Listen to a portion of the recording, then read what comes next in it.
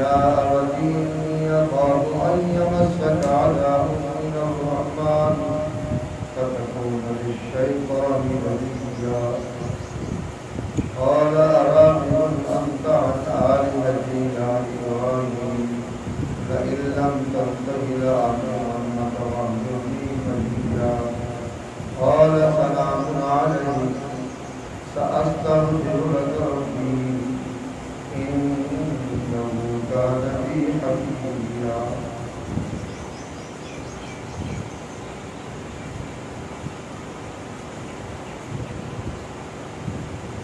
صدق الله العظيم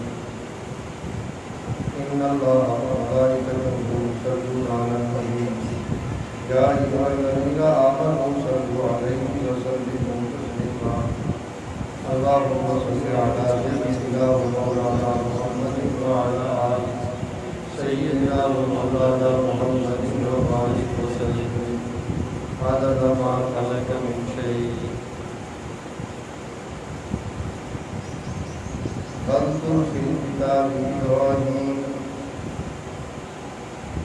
إنه كان صديقا نبيا واذكر اور بیان کرو فی الکتاب اس کتاب میں ابراہیم علیہ السلام کا انہو کان صدیقا نبیا انہو اس طرح کے کانا وہ تھے صدیقا بہت سچے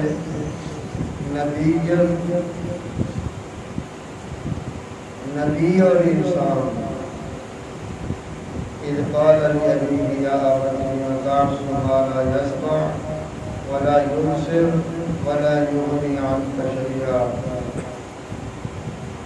اذ جب قال کہا لأبيه اپنے باپ سے یا ابت اے ابا جی بما کیوں تعبد عبادت کرتے ہیں ما لا يسمع ان چیزوں کی نہ سن سکتی ہیں ولا یبصر نہ دیکھ سکتی ہیں ولا یغنی عنک شیئا ولا یغنی اور نہ فائدہ پہنچا سکتی ہیں عنک شیئا آپ کو ذرہ برابر نہیں یا ابتی انی قد جاءنی من العلم ما لم یأتک فاتبعنی اهدک صراطا سویا یا ابتی اے ابا جان انی قد بے شک جاءنی میرے پاس آیا ہے من العلم ایسا علم ما جو لم یأتی کا نہیں آیا تمہارے پاس فاتبعنی سو میری بات مانو اہدی کا بتاؤں گا میں تمہیں صراطا راستہ سویا سیدھا یا ابت لا تعبد الشیطان اے ابا جی لا تعبد نہ عبادت کرو الشیطان شیطان کی ان الشیطان بے شک شیطان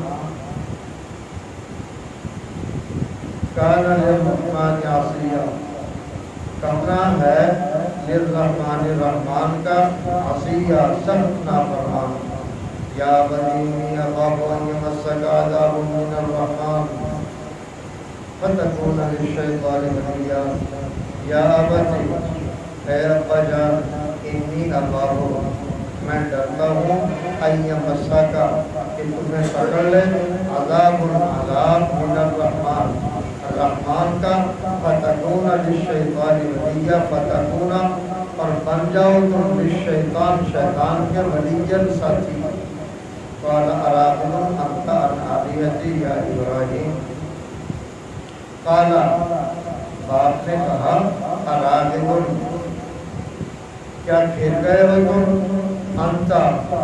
تم ان آلہتی میرے معبودوں سے یا ابراہیم لئن لم تنتہی اگر باز نہ آؤ گے لأرجمنک تو میں تمہیں سنگسار کر دوں گا واہجرنی اور چھوڑ دو تم مجھے ملیًا ہمیشہ کے لیے قال سلام علیک سأستغفر لك ربی انه کان بی حفیا قال کہا ابراہیم علیہ السلام نے सलाम हो अलैका कहूँगा अस्तगफिरुल्लाह का, और मैं ज़रूर बख्शिश की दुआ करूँगा तुम्हारे लिए।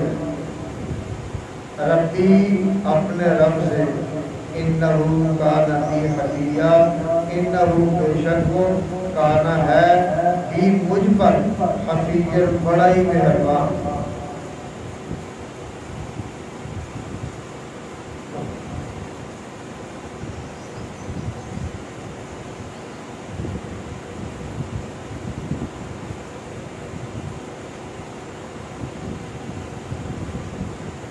हज़रत इब्राहीम अलैहिस्सलाम को अल्लाह ताला ने अपना खलील बनाया।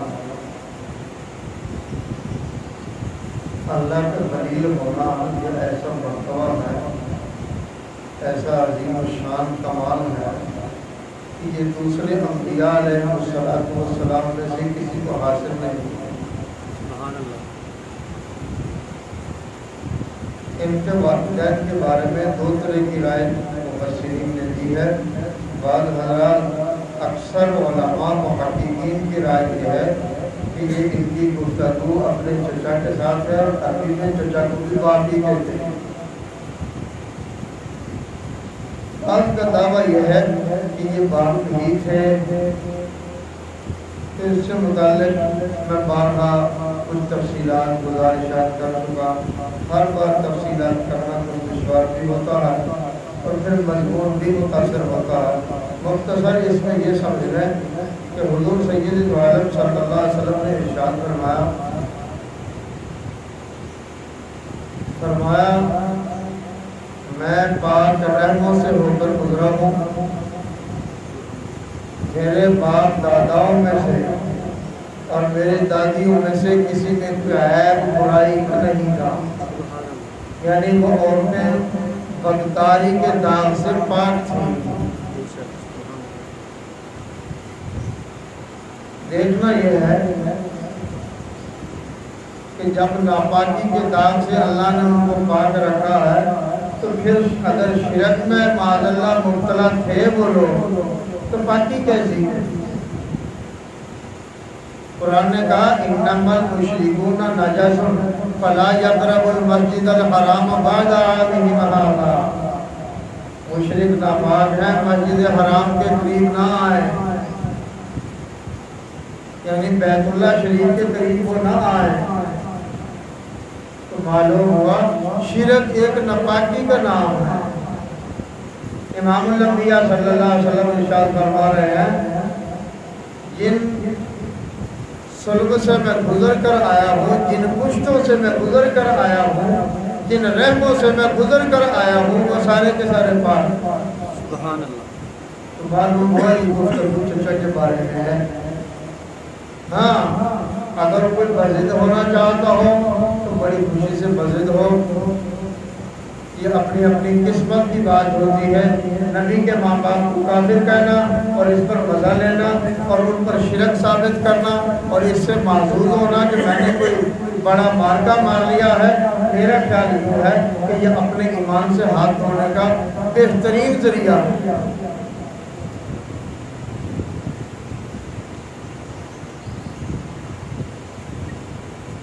चलिए अब बात आपको समझ में आ गई होगी।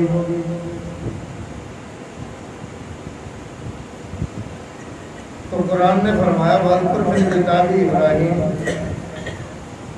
ऐ महबूब पाक साहिब औलाद सय्यदना मुहम्मद रसूलुल्लाह सल्लल्लाहु अलैहि वसल्लम,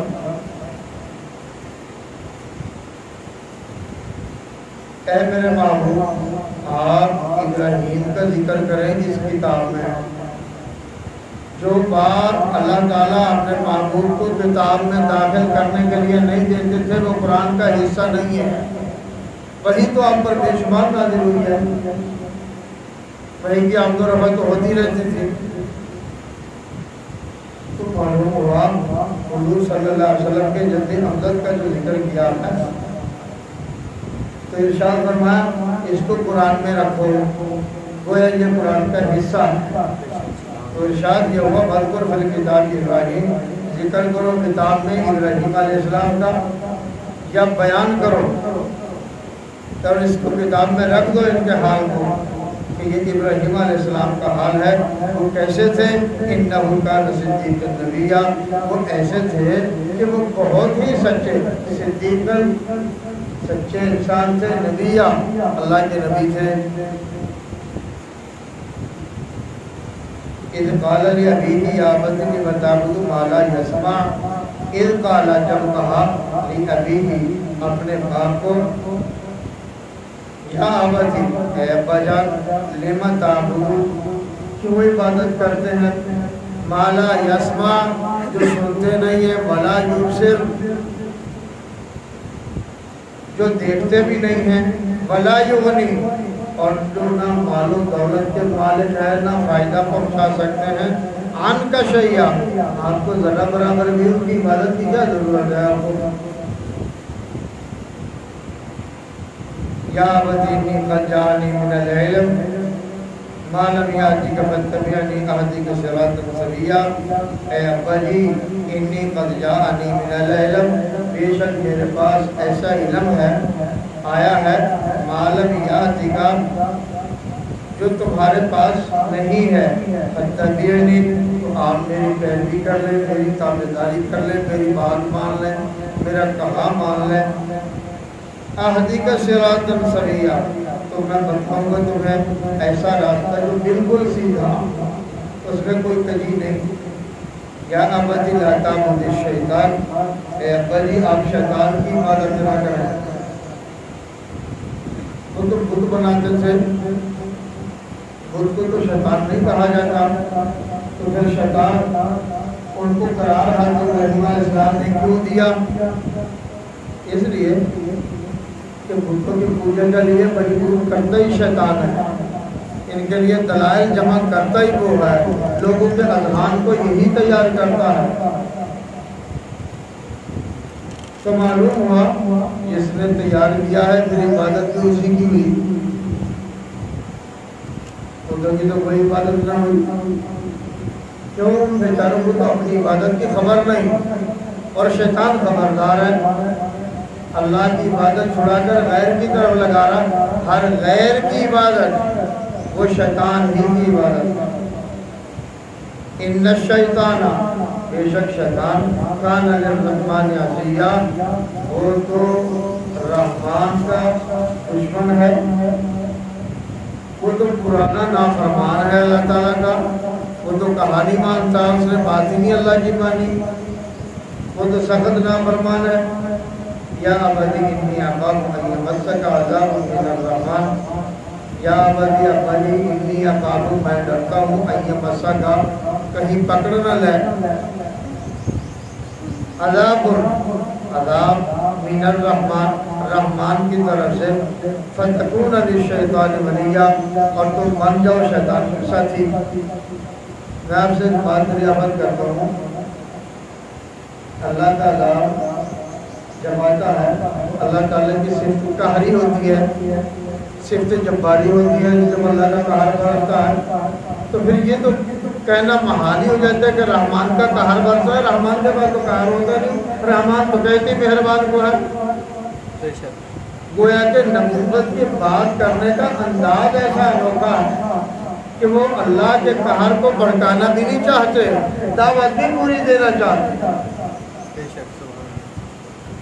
تو گویا یوں ارشاد فرمایا ان یمسک، کہیں ایسا نہ ہو تمہیں مس کر جائے، چمٹ جائے تمہیں عذاب من الرحمن رحمان کا، یعنی اس کا غصہ نہ بھڑک اٹھے، آج کی طرف نہ آ جائے. تو رحمان کے پاس تو مہربانی ہے، غضبناک ہونے کا تو سوال ہی ابتدا نہیں ہوتا. تو فتکون للشیطان ولیا، ایسا نہ ہو کہ تم بن جاؤ شیطان کے ساتھی. قال اراغب انت عن آلہتی یا ابراہیم، اب وہ بولے، قال کہا، اراغب تم پھر گئے ہو، انتا اچھا تو. حضرت ابراہیم علیہ السلام نے یوں مخاطب نہیں کیا، چونکہ یہ بڑے کا خطاب ہے، یہ بڑے کا انداز ہے. انتا عن آلہتی، اچھا تم تو میرے معبودوں سے پھر گئے ہو، تم نے ان سے روٹی پھیر لیا ہے. تمہارا رجحان ہی بدل گیا ہے. یا ابراہیم اے ابراہیم لئن لم تنتهِ لأرجمنك واهجرني مليا. اگر تم باز نہ آئے تو یاد رکھو لأرجمنك میں تمہیں رجم کر دوں گا. رجم کہتے ہیں پتھر مارنے کو، سنسار کرنے کو. کسی کو پتھر مارے جائیں یہ ایک شرعی سزا بھی ہے کہ اس میں پتھر مارے جاتے ہیں، مار مار انسان کو ہلاک کر دیا یا ختم کر دیا جاتا ہے. لأرجمنك تو میں تمہیں سنسار کروں گا. واہجرنی اور چھوڑ دو تم مجھے ملیہ ہمیشہ کے لیے. گویا کہ تم میرے پاس سے چلے جاؤ. اب ان کی طرف سے دیس نکالا کیا جا رہا، چھٹی کروائی جا رہی، گھر سے نکالا جا رہا. نبی کا انداز پھر بھی حوصلہ. آپ دیکھ لیں قال سلام علیکم. ان کی طرف سے کوئی رعایت نہیں، ان کی طرف سے ایک ہی بات ہے ہم تجھے پتھر مار مار کر ہلاک کر رہے ہیں، چھوڑ دے ہمیں، نکل جا یہاں سے، چلا جا ملک سے باہر. مطلب کیا تو ہمیں دوبارہ نظر نہ آ. تو نبی کا حوصلہ دیکھو. قال سلام علیکم. اچھا پھر تم پر سلام ہو. تو سلام کا کیا مطلب ہوتا؟ تجھ پر رحمت ہو، تجھ پر سلامتی ہو، تو امن سے رہے، تو چین اور سکون سے رہے، تیری زندگی بہت خوبصورت رہے، بہت اچھی رہے. یہ معنی ہے سلام کا. سلام کی کئی چیزیں مجھے یاد آ رہی ہیں. میرے خیال تفصیل میں پڑھے تو بات سمجھاتی رہے گی. جو میں کہنا چاہ رہا ہوں نبوت کا انداز اور کفر کا انداز بالکل مختلف ہے. سلام علیکم میں تم پر سلامتی بھیجتا ہوں، میں تمہیں سلام دیتا ہوں. اور یہ سلام اور سپاس ہمیشہ محبت کا عکاس ہے. لڑتا ہوا تو کوئی بھی نہیں کہتا کہ میں تجھے سلام کہتا ہوں. وہ تو مکہ مارتا یا پتھر اٹھا کر پھینکتا اس کی طرف، یا لاٹھی چلاتا یا گولی چلاتا. وہ تو نہیں اس کو آ کر کہتا سلام علیکم کہ تم پر سلام ہو. وہ تو اس کے ختم کرنے کی طرف ہے، وہ دوسرا اس کو ختم کرنے کی طرف ہے. تو سلام علیکم میں تم پر سلامتی بھیجتا ہوں، تمہیں سلام کہتا ہوں. سأستغفر لک ربی میں تمہارے لیے ضرور بخشش پاؤں گا اپنے رب سے. انہ کان بی حفیہ بے شک وہ مجھ پر بڑا ہی مہربان ہے. میرا اللہ مجھ پر بڑا ہی مہربان ہے. کیا مطلب؟ مہربان بتانے کا مقصد یہ ہے اگر آپ راستہ بھول گئے، بھٹک گئے، تو آپ بھی اس لائن کو چھوڑ دیں، سیدھی راہ پر آ جائیں تاکہ رحمت آپ پر بھی برس جائے. اور حضرت ابراہیم علیہ السلام پہلے ہی راہ ہدایت پر ہے. تو اوپر کرتے رہیں گے، بہت سی چیزیں سامنے آتی رہیں گی. دعا کریں اللہ سبحانہ و تعالیٰ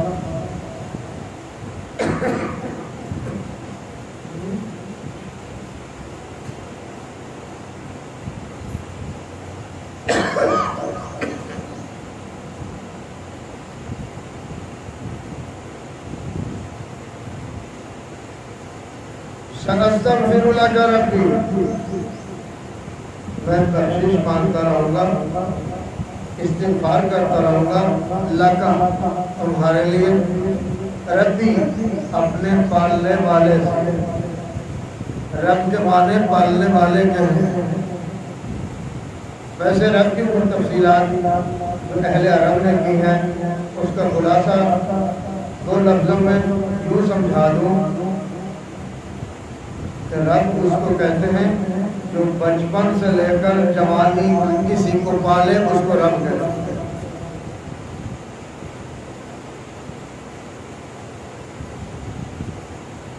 گویا کہ استغفار تمہارے لیے بخشش مانگنا اپنے رب سے یہ میرے ذمہ رہا، یہ میں کرتا ہی رہوں گا. انہ کان بی حفیہ بے شک وہ مجھ پر بڑا ہی مہربان ہے. گویا کہ میرا اللہ ان پر بڑے مہربان ہے۔ یاد رکھو مانگنے کا یہ طریق نہایت جاندار ہے۔ ہمیشہ جب مانگو امید سے مانگو، نا امیدی میں مت مانگو۔ اگر اس طریق سے مانگو گے کہ امید آپ کی پختہ ہے، ارادہ آپ کا پختہ ہے، خیال آپ کا پختہ ہے، تو کام کے ہونے کی کبھی امید ہے، مل جانے کی کبھی امید ہے جو آپ نے مانگا۔